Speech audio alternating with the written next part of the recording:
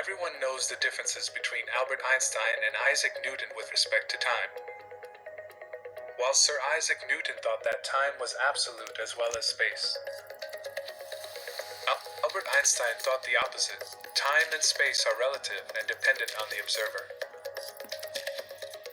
With the following assumption, Albert Einstein related the times of two inertial systems that moved with respect to each other at a speed v. Conclusion: time is relative and space contracts. There is no privileged system. And here, the first problem.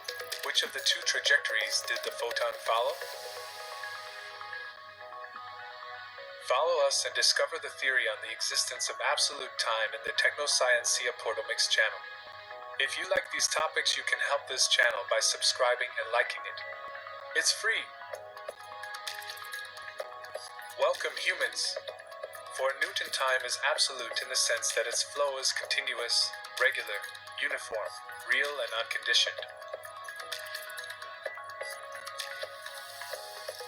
However, in 1905, in his famous theory of special relativity, with the following assumption, Albert Einstein related the times of two inertial systems in the absence of energy.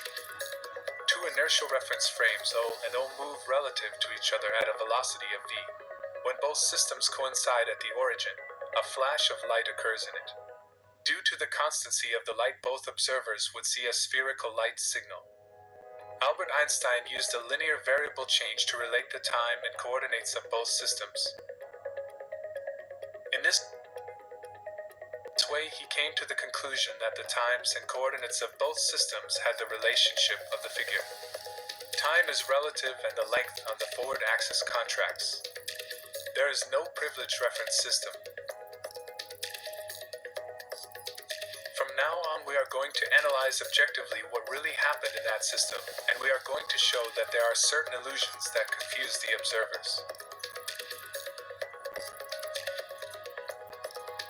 Admitting the two postulates of the theory of special relativity and assuming the contraction of space, we observe in the figure above the same assumption as above but with single photon beams. And here, the first problem. Each observer believes that the photons that reach the moving point P have taken a different trajectory. Mobile observer 0 believes that he followed the stroke in orange, while 1 followed the red stroke. Which of the two traces or trajectories followed the photon or packet of photons that, starting from the common origin, reached the moving point P that belongs to the reference frame 0? In the figure on the left, system 0 is mobile and the photon travels along the red stroke.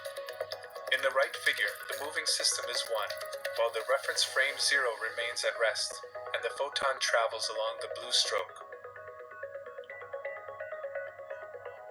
Since in this universe everything is in motion, the most reasonable thing is that the photon passes through the green line, where the time too is based on absolute time, which is the time that passes in local space at rest, without energy, curvature, or expansion.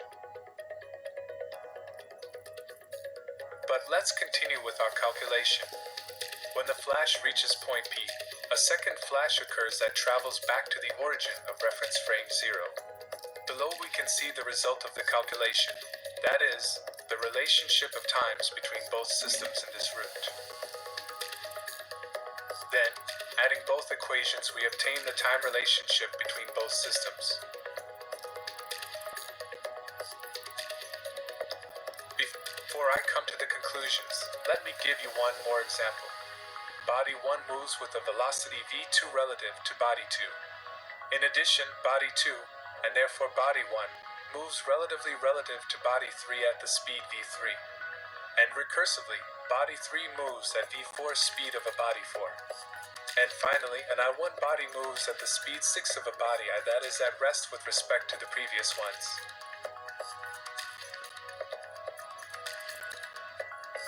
At the same instant, all bodies are at the origin of coordinates, and that is when a flash occurs at the origin.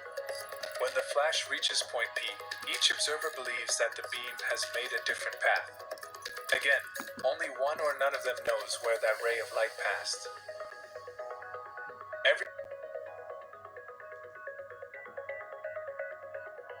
observer other than an observer at true rest with respect to the space of the universe, taken locally without expansive effects or curved under the effects of matter or energy, will mistakenly believe that the ray has taken the direction or trajectory of its inertial system. Therefore, the only observer who will succeed with the path of the ray is the observer at true rest with respect to space. In the figure, the orange stripe is a forbidden region for the light of the system at rest. Therefore, I understand that light does not belong to the mobile system. Light rays never travel the trajectories of inertial systems.